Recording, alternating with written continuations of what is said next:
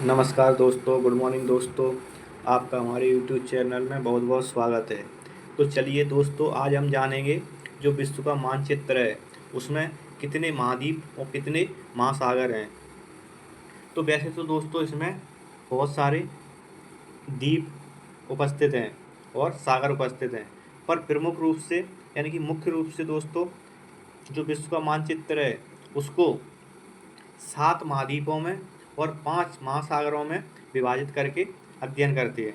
तो सबसे पहले दोस्तों हम जानेंगे महाद्वीप के बारे में। तो सबसे पहला महाद्वीप है वो है दोस्तों कौन सा? उत्तरी अमेरिका महाद्वीप। फिर उसके बाद दोस्तों दूसरा है दक्षिणी अमेरिका महाद्वीप। फिर जो तीसरा है दोस्तों वो है यूरोप महाद्वीप। चौथा है दोस्तों अफ्रीका महाद्वीप। पांचवा है एशिया महाद्वीप और छठा है ऑस्ट्रेलिया महाद्वीप। फिर दोस्तों सातवां है अंटार्कटिका महाद्वीप। तो दोस्तों ये तो हो गए 7 बड़े बड़े महाद्वीप, इनका मतलब प्रमुख रूप से विभाजित किया गया है। तो इनमें से देखें दोस्तों 7 महाद्वीपों में से 6 महाद्वीप ऐसे हैं इन पर जनसंख्या का निवास है। वहीं पर एक महाद्वीप ऐसा है जिसका नाम अंटार्कटिका महाद्वीप है, उस पर जनसंख्या का निवास स्थल नहीं है, यानी कि वहाँ पर जनसंख्या के रहने के लिए अनुकूल परिस्थितियाँ नहीं हैं। वहाँ ज़्यादातर है बर्फ़ से ढका हुआ है, यानी कि जो अंटार्कटिका महाद्वीप है वहाँ पर ज़्यादातर है बर्फ़ पाई जाती है। तो इसलिए यहाँ कई देशों के रिसर्च सेंटर यानी कि अनुसंधान केंद्र खोले गए हैं।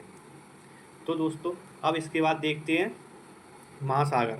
तो जो महासागर है सबसे बड़ा प्रशांत महासागर है दोस्तों। इसको हम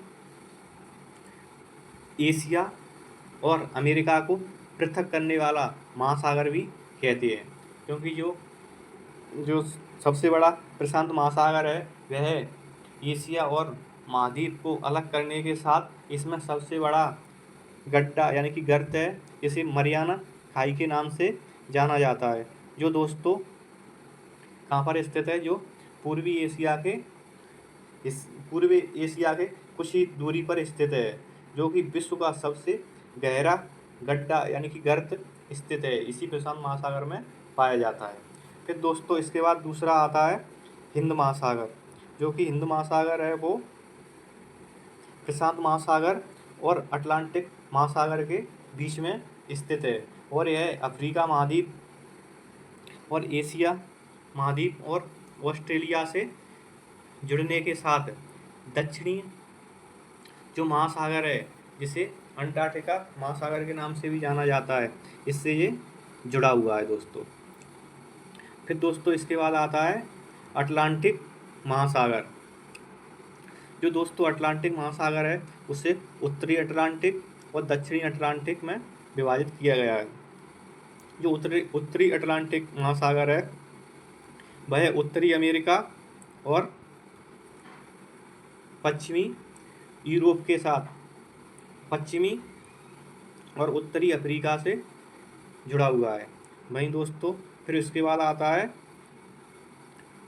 दक्षिणी अटलांटिक महासागर। ये दोस्तों दक्षिणी अमेरिका के पूर्वी हिस्सा और पश्चिमी अफ्रीका महाद्वीप के हिस्से को जोड़ता है।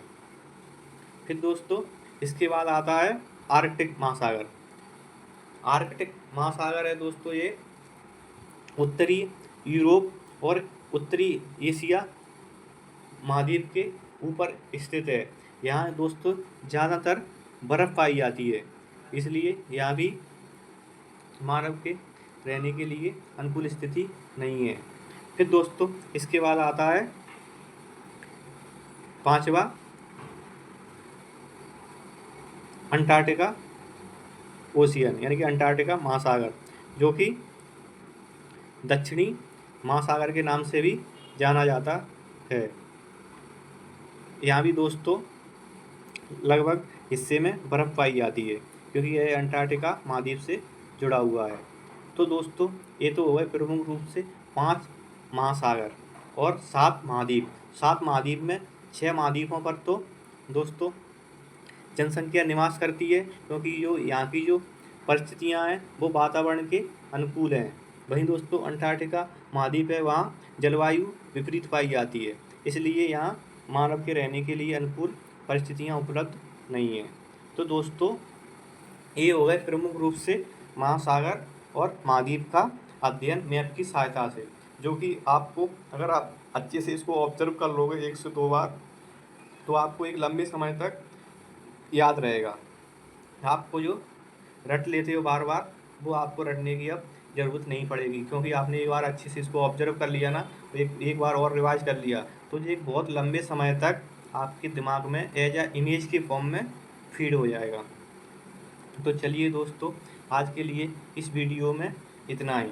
आप अगली वीडियो में इसके विश्व का मानचित्र का और भी गहराई से इसके अध्ययन करेंगे।